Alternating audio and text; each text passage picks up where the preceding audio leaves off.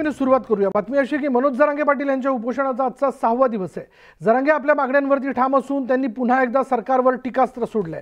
सरकारने जर आरक्षणाच्या मुद्द्यावरून असंच खेळवट ठेवलं तर थेट विधानसभेच्या तयारीला लागू असा निर्वाणीचा इशारा मनोज जरांगे यांनी दिला। जरांगेंनी यावेळी मुख्यमंत्र्यांच्या ओएसडीचा उल्लेख करत गंभीर आरोपही केले। दरम्यान वेळोवेळी असंच होत राहिलं तर समाज तरी किती दिवस गप्प बसणार असा थेट सवाल जो आहे तो सवाल उपस्थित करत सरकारला त्यांनी धारेवर धरलंय।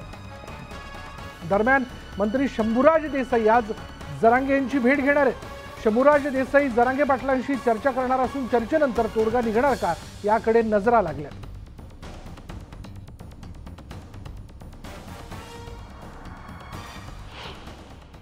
आता नवीन काय षडयंत्र रचलंय मुख्यमंत्र्यांच्या ओएसडीनं काय माहित। आता दिल्लीला जायला लागलेत आमचे काय काय बांधव। आता त्यांचा काय दोष नाही, त्यांना बकरा करायला लागले।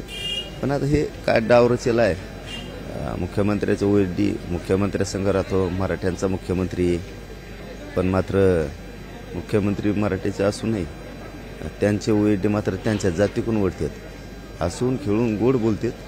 पण कार्यक्रम प्रत्येक वेळेस मराठ्याचा लावतात। 2-4 वेळेस झाले त्यांचं आता असं, एकदा दोनदा नाही। कशाला त्याला म्हणा त्या मुख्यमंत्र्याच्या ओएसडीला तेल होते तो मराठ्याच्या अन्नात रायगपची।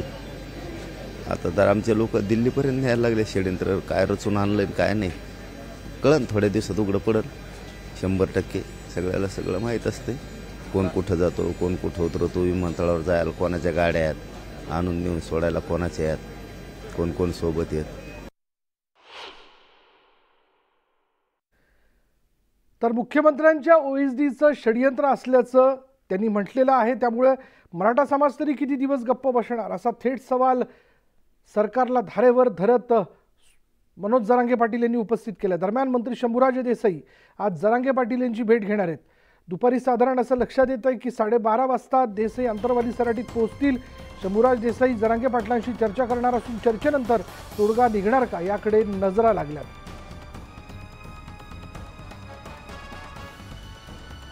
आजचा त्यांच्या उपोषणाचा 6वा दिवस आहे। 4थ्या दिवशी त्यांची प्रकृती खालवलेली होती, पण काही चर्चेनंतर काही आश्वासन दिल्यानंतर त्यांनी सलाईन लावून घेण्यास परवानगी दिली आणि त्यामुळे थोडी का होईना त्यांच्या प्रकृती सुधारणा झालेली आहे। पण आज उपोषणाचा 6वा दिवस आहे, पाणी देखील थोडं थोडं ते पितायत। तरी आपल्या मागण्यांवरती ते ठाम असून त्यांनी पुन्हा एकदा सरकारवर टीकास्त्र टाकलंय। सरकारने जर आरक्षणाच्या मुद्द्यावरून असंच खेळवट ठेवलं तर थेट विधानसभेच्या तयारीला लागू असा निर्वाणीचा इशारा मनोज जरांगेंनी दिला। आणि मनोज जरांगेंनी यावेळी मुख्यमंत्र्यांच्या ओएसडीवरती असंच खेळलं ना की माझं शेवटचं एखादी उपोषण असणार। मी काय मोकळा नाही बार उपोषण करायला। मी डायरेक्ट विधानसभेच्या तयारीला लागेल आणि समाजाला लागेल।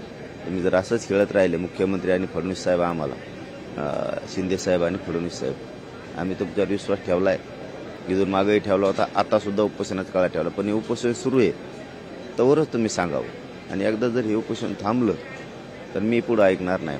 मी डायरेक्ट आणि माझा समाज आम्ही विधानसभेच्या तयारीला लागणार, फिरून बॉम्बलायचं नाही आमच्या नावावर।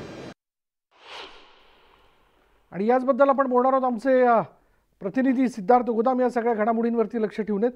सिद्धार्थ, मनोज जरांगे पाटील असं म्हणतात की हे मुख्यमंत्र्यांच्या ओएसडीचं षडयंत्र आहे। नेमकं त्यांना काय सुचवायचं, काय षडयंत्र आहे? बघा, मनोज जरांगे पाटलाच्या जवळची काही माणसं जी दूर गेलेली आहेत त्यांना मुख्यमंत्री उपमुख्यमंत्री हे सपोर्ट करतायत किंवा त्यांना एंटरटेन करतात असा आधीपासूनचा मनोज जरांगे पाटील यांचा आरोप आहे। त्यामुळे ते सतत मुख्यमंत्री आणि उपमुख्यमंत्री यांच्यावर आरोप करत असतात, तर त्याच्या विरोधात असणाऱ्या लोकांना ते पाठबळ देतात, त्यांना पत्रकार परिषद घ्यायला पाठिंबा देतात। अशा पद्धतीचे आरोप नेहमी होत असतात। मात्र आज आंतरवाली सराटीमध्ये अत्यंत महत्वाचा दिवस आहे, कारण ओबीसी नेते लक्ष्मण हाके हे आता सध्या अंबडमध्ये काही वेळातच ओबीसी समाजाची बैठक घेणार आहेत आणि त्यानंतर ते आंतरवाली सराटी इथं येऊन उपोषणाला बसणार आहेत। निश्चितपणे मनोज जरांगे पाटील यांचं आंदोलन जिथं सुरू आहे त्या ठिकाणी ओबीसी समाजाचं सुद्धा आंदोलन होतं की नाही होतं याकडे लक्ष आहे, कारण पोलिसांनी त्यांना परवानगी दिली की नाही दिली ही सुद्धा माहिती होते। मात्र मनोज जरांगे आणि मराठा आणि ओबीसी या दोघांचं आंदोलन त्या ठिकाणी राहतील। निश्चितपणे वातावरण गरम होण्याची शक्यता आहे। पोलिसांचा ठिकाणी भेटण्यासाठी आणि इतर बरेच नेते भेटायला येणार आहेत. आज अंतरवाली सराटीमध्ये जर लक्ष्मण हाके यांचं त्या ठिकाणी उपोषणाला सुरुवात झाली, आंदोलनाला सुरुवात झाली, वातावरण थोडंसं बिघडू शकतं. विशाल, धन्यवाद सिद्धार्थ. या सगळ्या माहितीबद्दल. आम्ही पुन्हा एकदा तुझ्याकडे एका बातमीला घेऊन येतोय, पण आपण बघतोय मनोज जरांगे पाटील यांनी गंभीर आरोप केलेले आहेत आणि आपल्या उपोषणाच्या मुद्द्याला घेऊन ते ठाम आहेत. त्यांनी असं म्हटले, लवकरात लवकर यावर तोडगा काढावा, अन्यथा आपण विधानसभेच्या तयारीला लागू, असं त्यांनी म्हटलेलं आहे. त्यातच बघा, दुसरीकडे बीडचे नवनिर्वाचित खासदार बजरंग सोनवणे यांनी राज्यपालांना पत्र लिहिलंय. राज्यपालांनी मनोज जरांगे पाटील यांच्या उपोषणाची तात्काळ दखल घ्यावी अशी मागणी सोनवणेंनी राज्यपालांकडे केली आहे. गेल्या 5 दिवसांपासून अन्नत्याग केल्यामुळे त्यांची प्रकृती खालवली आहे, मात्र राज्य सरकारकडून याकडे दुर्लक्ष केले जाते असा आरोप सोनवणे यांनी पत्रातून केला आहे. त्यामुळे राज्यपालांनी वेळीच लक्ष न दिल्यास राज्यात गंभीर परिस्थिती निर्माण होऊ शकते अशी चिंताही सोनवणेंनी व्यक्त केली. सोनवणेंनी जरांगे पाटलांची भेट घेतल्यानंतर राज्यपालांना हे पत्र लिहिलं.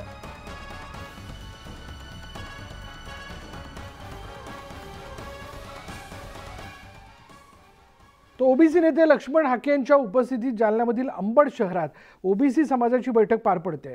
सकाळी 10 वाजता ही बैठक सुरू होणार आहे. जरांगे पाटील यांनी मराठा समाजाला ओबीसीतून आरक्षण देण्याच्या मागणीसाठी आमरण उपोषण सुरू केलंय. त्याला विरोध करत ओबीसी बचावाकरिता लक्ष्मण हाके अंतरवालीत आमरण उपोषण करणार आहेत.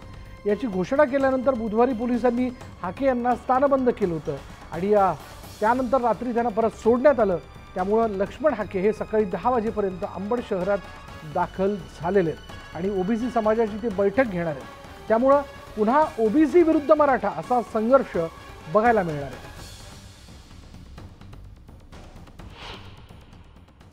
समाज बांधवांच्या बैठकीसाठी निघालो होतो. पोलीस डिपार्टमेंटनी थोड्याच वेळापूर्वी मला एक 2-3 तास थांबवून घेतलं होतं. आता एक नोटीस देऊन सोडलेलं आहे. राज्याचे मंत्री शंभूराज देसाई आपल्या बरोबर आहेत, त्यांच्याशी आपण बोलूयात. शंभूराज देसाईजी, आज जरांगे पाटलांच्या उपोषणाचा 6वा दिवस आहे. आपण केव्हा त्यांच्या भेटीकरता जाताय? हॅलो, हा बोला बोला. मी आता एक तासाभरामध्ये निघतोय मुंबईमधनं आणि माननीय खासदार संदीपानजी भुमरे साहेब आणि आम्ही दोघंही, मी आता संभाजीनगरला आल्यावर लगेच तातडीला अंतरवाली सराटीकडे जाऊन माननीय मनोज पाटील जरांगे दादांना या ठिकाणी मी आणि भुमरे साहेब आम्ही 2 जण भेटणार आहोत. काल देखील आपण पाहिलं असेल, काल मी मुंबईमध्ये बोलताना दादांना विनंती केली होती मनोज दादांना की आपण तब्येतीची काळजी घ्या आणि आपण उपोषण थोडंसं स्थगित करा. परंतु आज समक्ष त्यांच्या तब्येतीची विचारपूस करायला आणि त्यांना भेटण्यासाठी, त्यांच्याशी चर्चा करण्यासाठी मी साधारणतः 2 वाजेपर्यंत अंतरवालीमध्ये पोहोचेन. शंभूराज देसाईजी, मनोज जरांगे पाटील असा देखील एक आरोप करतायत की त्यांना सोडून गेलेली त्यांची जी काही जुनी मंडळी आहेत त्यांना मुख्यमंत्री सोबत करतायत आणि माझ्या या उपोषणाची, माझ्या आंदोलनाची गंभीरपणे दखल घेत नाहीयेत. जर दखल घेतली नाही तर मी विधानसभेच्या तयारीला लागेल असं देखील मनोज जरांगे पाटील म्हणताना दिसत आहेत. कसं बघता आपण याकडे? मी आता तेच त्यांच्याशी समक्ष सगळ्या महत्वाचा विषय काय आहे, सगळ्या सोयऱ्यांच्या बाबतीत, बरोबर आहे? बरोबर. त्यामुळं आता पहिल्यांदा आता मी जाऊन त्यांची तब्येत ही सगळ्यात पहिली प्रायोरिटी, प्रथम प्राधान्य. आणि त्याचबरोबर सगळ्या सोयऱ्यांच्या बाबतीत शासनानं काय काय केलेलं आहे ते देखील मी त्यांना त्या ठिकाणी सांगणार आहे. आणि मग त्यांचा या व्यतिरिक्त समजा काय म्हणणं असेल, कारण कसं आहे, त्यांच्या कानात काही गोष्टी आल्या असतील त्याच्या दोन्ही बाजू तपासल्या पाहिजे. त्यांचं जे काय म्हणणं असेल ते मी शांतपणे राज्य सरकारची जी भूमिका आहे ती त्यांना सांगतो. आणि निश्चितच मी आपल्याला सांगेन की आमचा प्रयत्न राहील की प्राधान्य पहिलं माननीय मनोज पाटील जरांगे साहेबांच्या तब्येतीकडे देणं सरकारचं, हे आमचं पहिलं प्राधान्य आहे. आणि त्याचबरोबर सगळे सोयऱ्यांच्या बाबतीत जी कार्यवाही सुरू आहे त्या बाबतीतलं त्यांना अवगत करतो. शंभूराज देसाईजी, यात कोणत्याही प्रकारचं दुमत नाही की मनोज जरांगे पाटील यांची प्रकृती पहिले प्राथमिकता आहे आणि मग बाकीचे सगळे मुद्दे. पण अशा वेळी त्यांचे जे काही गैरसमज असतील ते आपण दूर करणार का? आणि दुसरं, सगळे सोयरे हे तुम्हालाही माहिती, मलाही माहिती, हा मुद्दा लगेच अंमलबजावणीच्या पातळीवर नेणं याला काही कायदेशीर अडचणी असू शकतात. अशा वेळी आपण त्यांची समजूत कशी काढणार आहात? मी तर बघा, पूर्ण बाजू जी त्याची कायदेशीर बाजू आहे, कारण त्या सगळ्या गोष्टी मी मनोज पाटील जरांगे साहेबांना सांगण्याचा पुरेपूर प्रयत्न करणार आहे. आणि आपण जे आता बोललात ना की इतक्या सहजासहजी तात्काळ काही निर्णय करण्यासारखी, म्हणजे तुम्ही म्हणला की बाबा हे लगेच होण्यासारखं नाही, थोडा वेळ लागणार, हे तुम्ही सुद्धा समज झाला माध्यमांची आजची विनंती तुम्हाला प्रतिनिधी की तुम्ही सुद्धा पद्धतीनं हे सर्वसामान्य लोकांना की इच्छा असून सरकार कायदे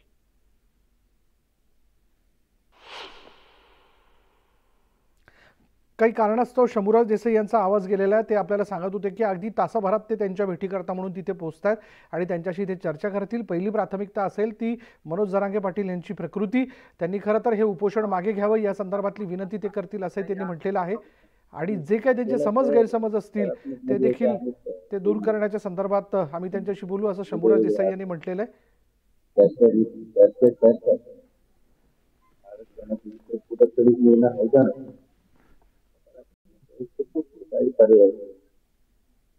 खूप काही त्याच्या आरक्षणाचे विजय काय ते महत्वाचं, त्याला सकारात्मक बघूयात ना नेमकी काय विषय. तुमची भूमिका सकारात्मक आहे आणि त्या दारू अनामिकच राहणार, बंद केले तर मग नाही होत. तुम्हाला जे नोटिफिकेशन दिलं होतं 27 जानेवारी 2024 त्यावर सकारात्मक काम म्हणजे कारवाई सुरू आहे, त्यांच्या ज्या सूचना हरकती असतील नाही कारवाई फारवाई नाही, डायरेक्ट अंमलबजावणी 12 महिन्यात तिकडे सकारात्मक कारवाई फारवाई. सरकारकडून जर काही वेळ मागितला गेला तर कशाला मग 5 महिने होता. बघूयात ना काय म्हणणं आहे याच्यात ना आले त्याची काय बोल नेमका विषय काय तेच नाही बोलून काय करावं.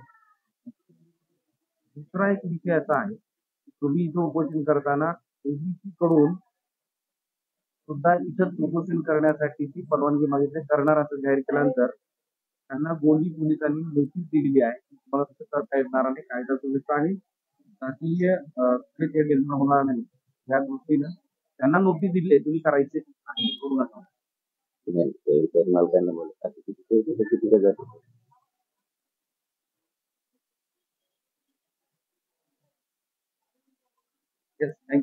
धन्यवाद.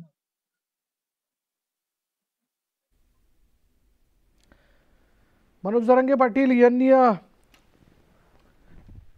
माध्यमांशी संवाद साधलेला आहे आणि हा संवाद साधत असताना सगळे सोयरे या मुद्द्याची अंमलबजावणी झाली पाहिजे आणि काही आता वेळ देणार नाही असं त्यांनी स्पष्ट केलं. पण बघू, चर्चा करू, या संदर्भात सरकारचं काय म्हणणे ते ऐकून घेऊ असं देखील त्यांनी म्हटलेलं आहे.